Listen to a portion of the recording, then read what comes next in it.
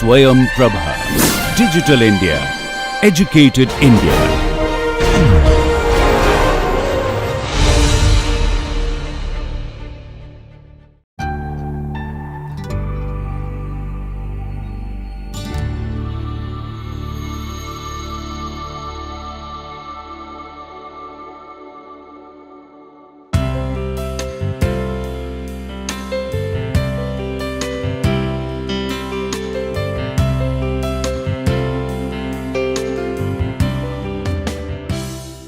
Hello everyone.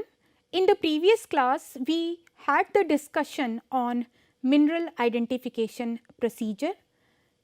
With the help of some of the minerals, I mentioned to you that what are their typical characteristic and how one can be differentiated from the others.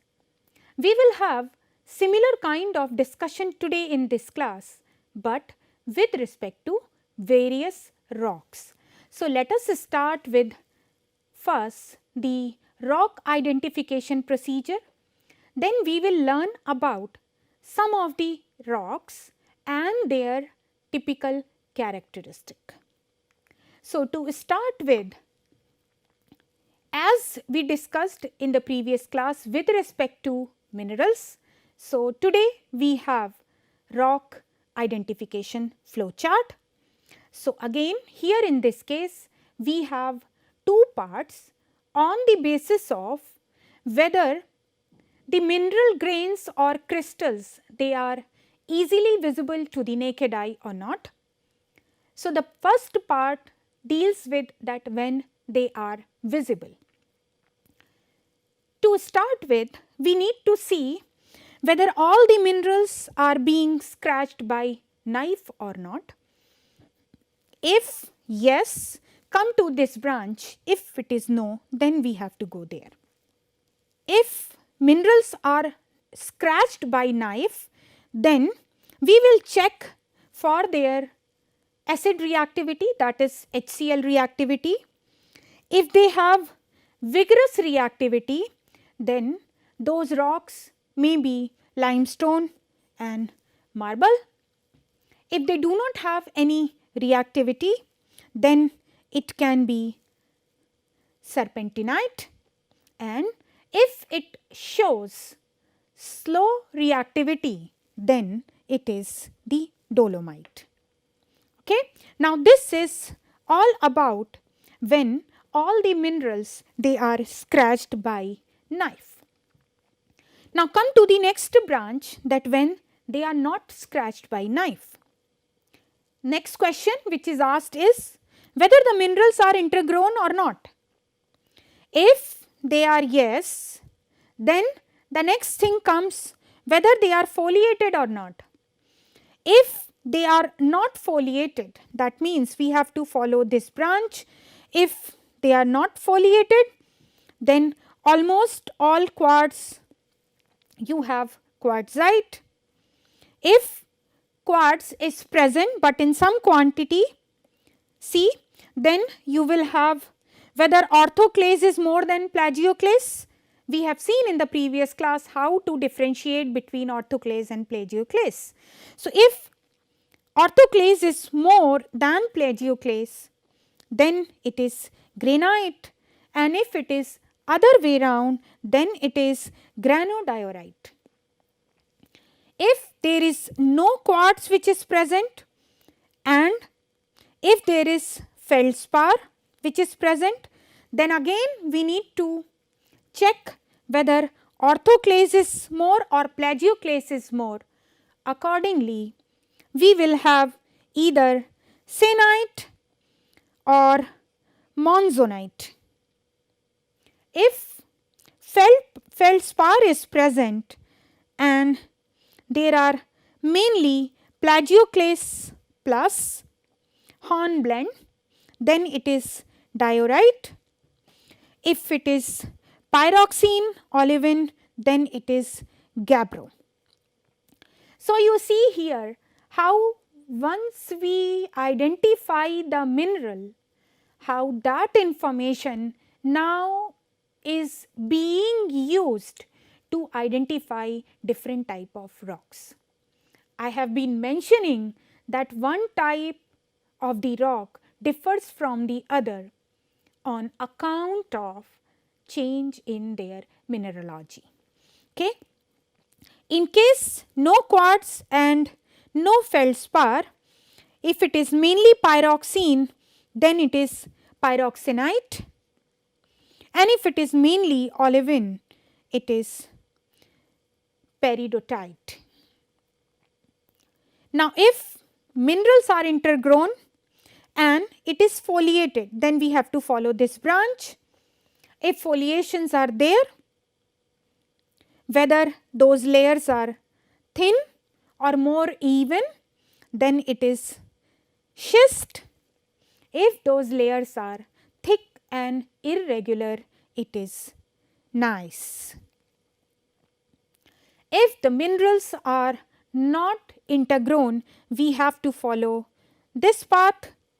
Then we have to see what is the maximum grain size. According to that, you can have gravel and we can identify that rock as conglomerate. If you have sand, that means of course the grain size for sand is going to be less than that of the gravel.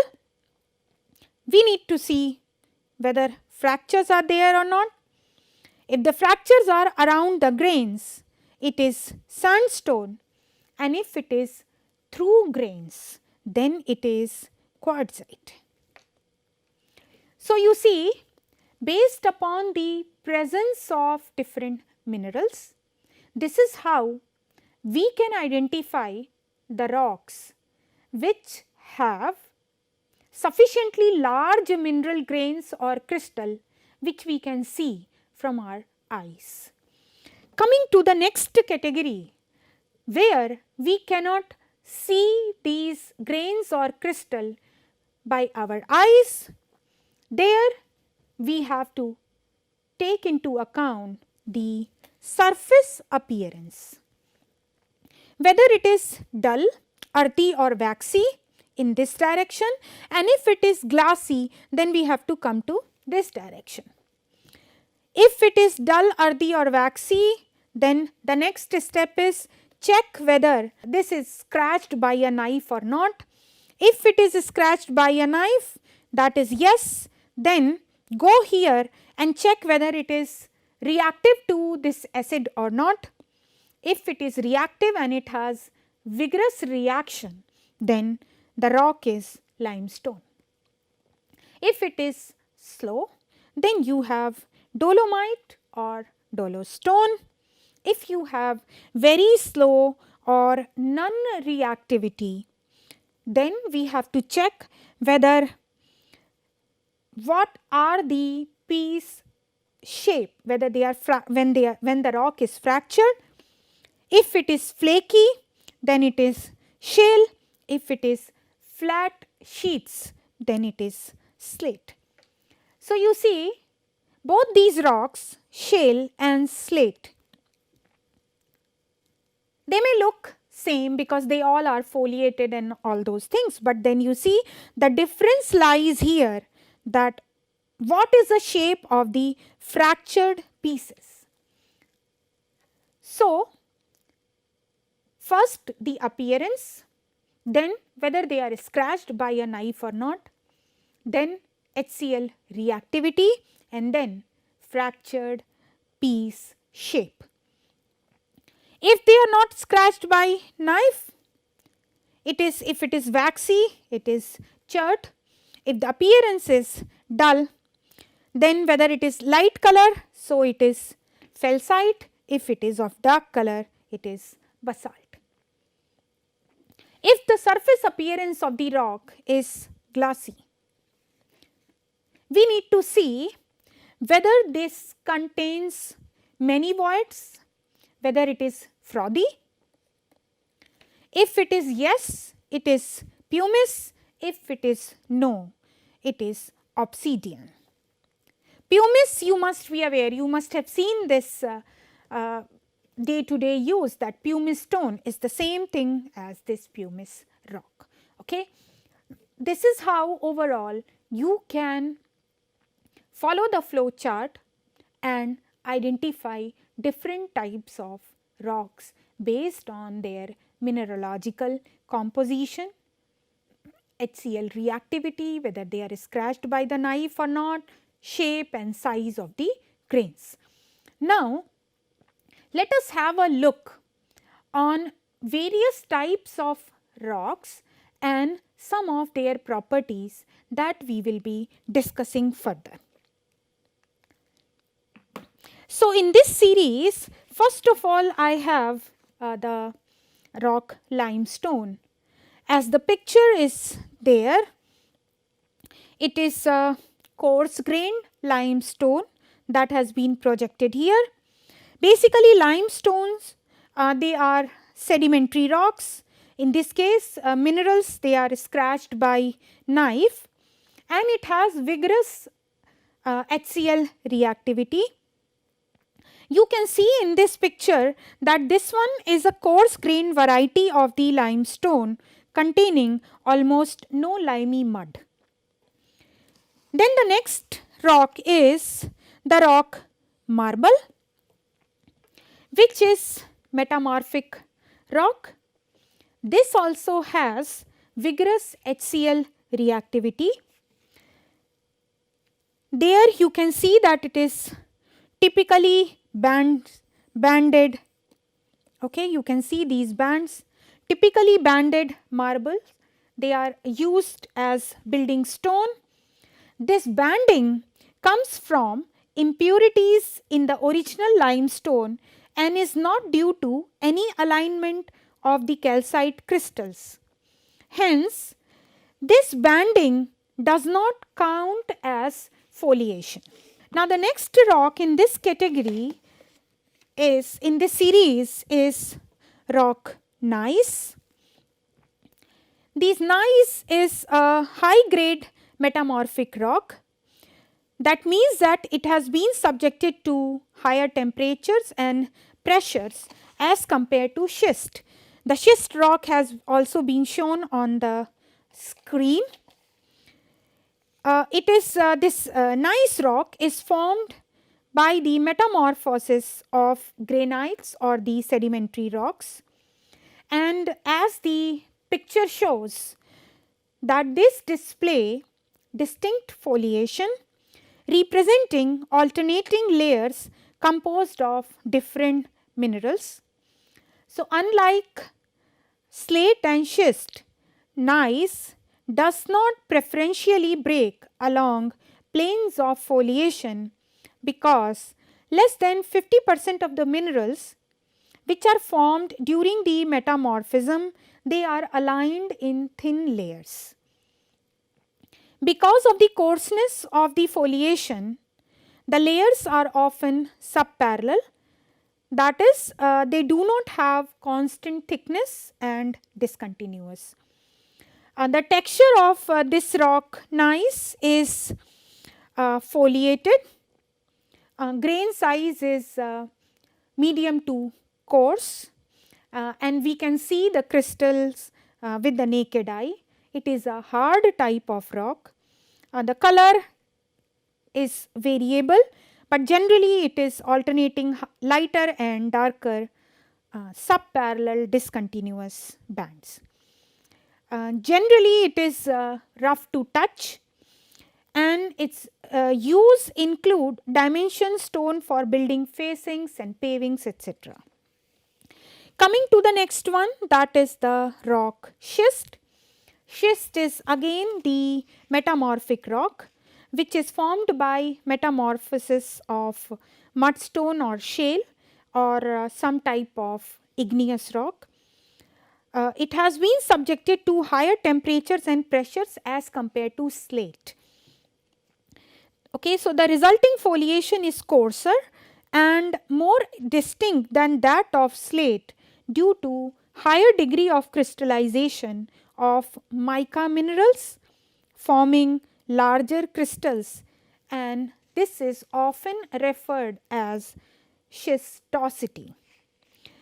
This is again, its texture is foliated. This is fine to medium grained, generally hard, and its color is variable, often alternating lighter and darker bands, and it is often shiny. This is relatively smoothish to touch, generally used as decorative rock, for example, for walls, gardens, etc.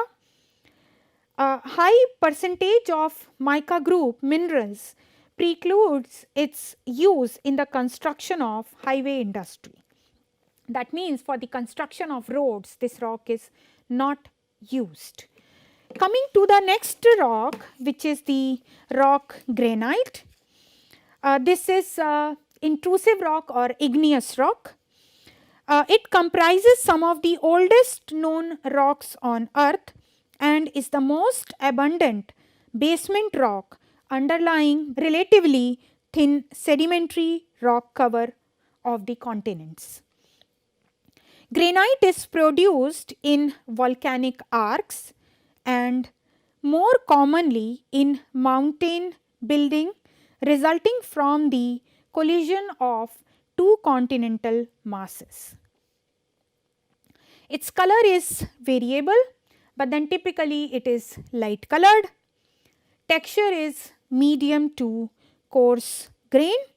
It has a silica content of 69 to 77%, and it can be used as aggregate and fill, etc. in the construction and highway industry. It is cut and polished for dimension stone for building facings, bench tops and counters, then cut and carved into monuments, headstones, statues, etc. Next rock that has been shown here is the rock gabbro. It is a dense intrusive rock, that means igneous. This is igneous rock. This is a plutonic equivalent of basalt, that's dark grey to black, and its texture is medium to coarse grained. Okay. Silica content in this case is smaller than that of the granite, and that is 45 to 52%. This has a use as aggregate, fill, etc. in the construction and for road construction as well. Then we have the next one as the rock sandstone. The sandstone is basically the sedimentary rock. This is sedimentary rock.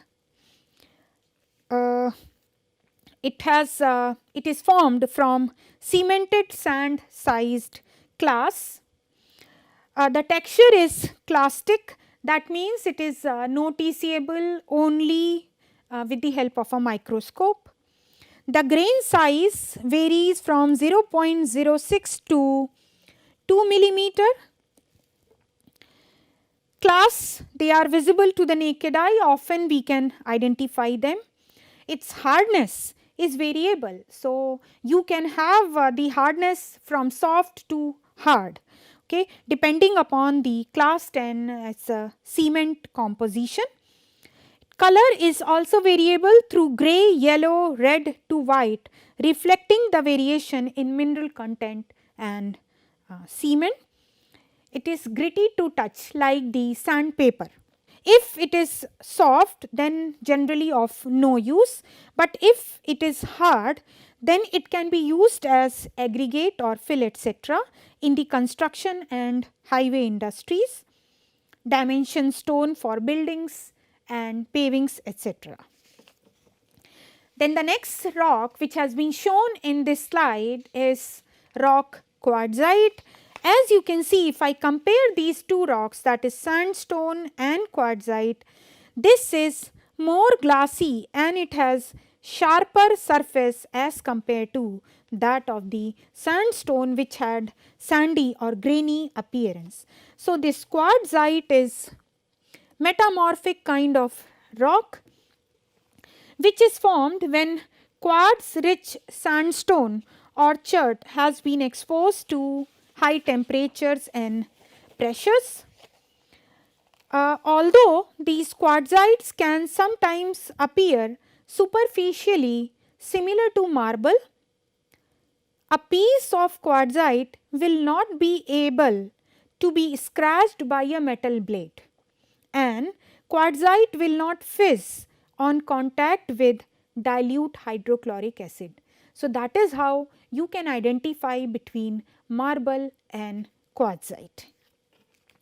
Its texture is granular, it is medium grained, it has hard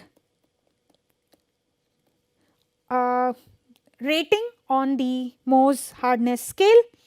Its color is variable because pure quartzite is white, but quartzite exists in a wide variety of colors. Of course, it is comprising of main mineral quartz and it is generally gritty to touch. This can be used for the metallurgical purposes as it is a source of silica and for the manufacture of brick as aggregate in the construction and highway industries. Now, the next rock that we will discuss is the rock conglomerate. It is a sedimentary rock.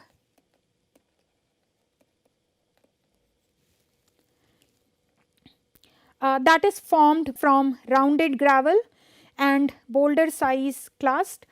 They are cemented together to form a matrix, as you can see here in this figure that these gravels are there. You see, all these gravels are there. The rounding of the clasts indicate that they have been transported some distance from their original source, maybe by a river or glacier, or that they have resided in a high energy environment for some time. For example, on a beach which is subjected to wave action. The cement that binds the clasts is generally one of either calcite, silica or iron oxide. The matrix can consist solely of the cementing material, but it may also contain sand or silt size clasts cemented together among the coarser clasts. It is the coarse grained rock where the grain size they are more than 2 millimeter. Hardness varies from soft to hard. It depends on clast composition and strength of cement. Color is variable. It depends again upon the clast and the matrix composition. Other features of this rock, they include that the clast generally is smooth to touch and the matrix variable. This kind of rock is used as a dimension stone for decoration of walls and floors. If it is hard, it can be used as aggregate, fill, etc. in the construction and highway industry. Now, the next rock that is being shown here is the limestone, and a variety having fine grained rock that has been shown here.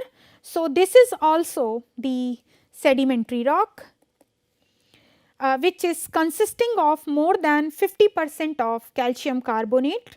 Although there are many different types of limestone which are formed through a variety of processes. These limestones can be precipitated from water, can be secreted by marine organisms such as algae and coral, which is the biochemical limestone, or it can form from the shells of dead sea creatures, bioclastic limestone. Some limestones form from the cementation of sand and or mud by calcite, and these often have the appearance of sandstone or mudstone. because calcite is one of the principal mineral component of limestone, it will fizz in dilute hydrochloric acid. So, that is one of the major procedure to identify that this rock is limestone. Its texture can be clastic or non-clastic. Grain size can vary, as here I have shown you the fine grained example, but then you can have coarse grained limestone as well. Generally, on Mohs hardness scale, it is rated as hard rock. Color is variable, but generally it is light colored, grey through yellow. It is smooth to rough to touch, and dependent on this depends on composition or the modes of formation. Its use is, you see that it is very important that it is a base for cement as dimension stone for decoration of walls and floors. It is used in the production of lime fertilizer, paper, petrochemicals, pesticides, glass, etc. Next in this category is the rock shale and rock slate.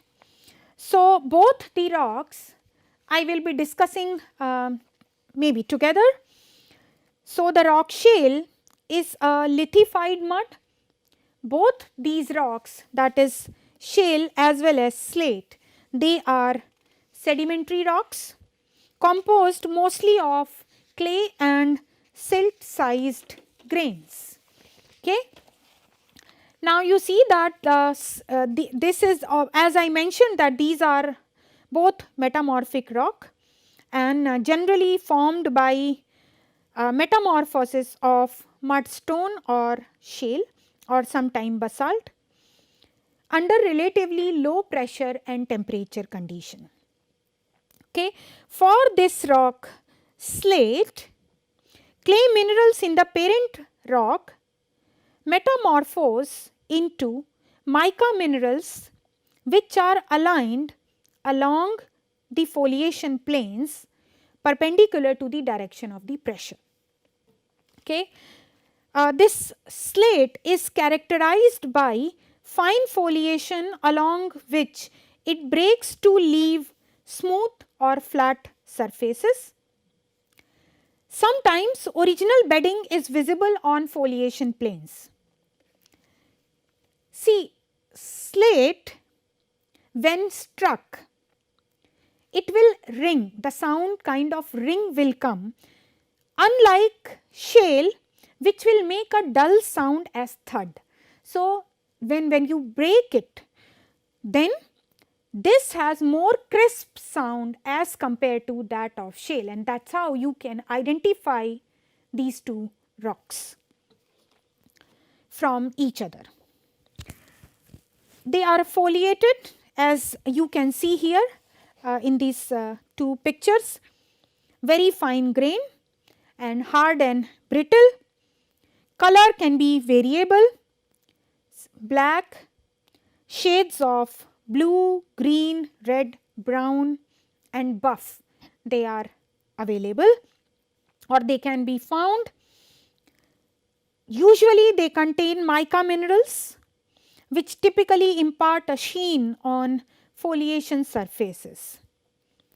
It is smooth to touch for both these rocks. The uses of slate include roof and floor tiles, construction, blackboards, standard material for the beds of pool, snooker or billiard tables. Next rock which we are going to discuss is rock rhyolite. It is the igneous rock, and in igneous rock we had learned that there were two subclasses, intrusive and extrusive. So, this is extrusive subclass. Okay. Due to high silica content, this rhyolite lava is really very viscous. It flows slowly like toothpaste when that is squeezed out of a tube, and it tends to pile up and form lava domes. If rhyolite magma is gas rich, it can erupt explosively, forming a frothy solidified magma called pumice along with ash deposits. In certain situations, extremely porous rhyolite lava flows may develop. Okay? So, the extreme porosity of such flows, it allows degassing and subsequent collapse of the flow, forming dark colored volcanic glass. It belongs to group volcanic. Color is variable, but in general it is light colored rock. It is usually, the texture is porphyritic, but it can be aphanitic also. Silica content in this case is 69 to 77%. This rock can be used as aggregate or fills, etc. In the construction and highway industry. Okay. Pumice is used as an abrasive, especially in the cosmic industry, and can also be incorporated into lightweight building materials. The next rock, again it is of igneous type of rock, that is rock andesite.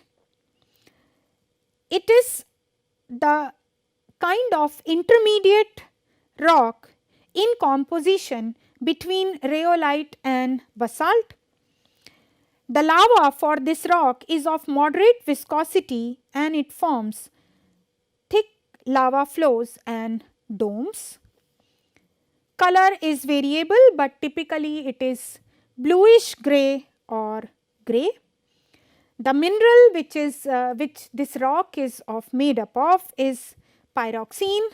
Silica content is 52 to 63% in this case, and this can be used as an aggregate, fill, etc. in the construction and highway industry. Often it is not ideal for concrete aggregate because of the high silica content. Next rock that I want to discuss with you is the basalt. So, you can see that this slide shows two views. One is the rock basalt and the another one is again the rock basalt, but it is vesicular. So, what do we understand by this vesicular? So, you can see these kind of formations are there in this rock. So, what happens? This is an igneous rock. So, when the magma it erupts, so lot of gas may also be present, and if it is not able to escape, it just cools down in the rock, and that gas portion, it creates this kind of vesicular kind of structure. So, that is the difference between these two basalts.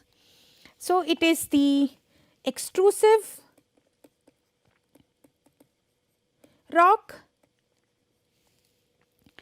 Okay, it is the most widespread of all igneous rocks and comprises more than 90% of all volcanic rocks.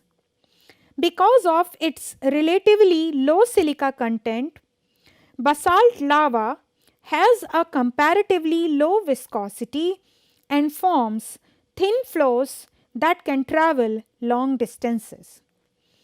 It is also found as intrusive dikes and sills.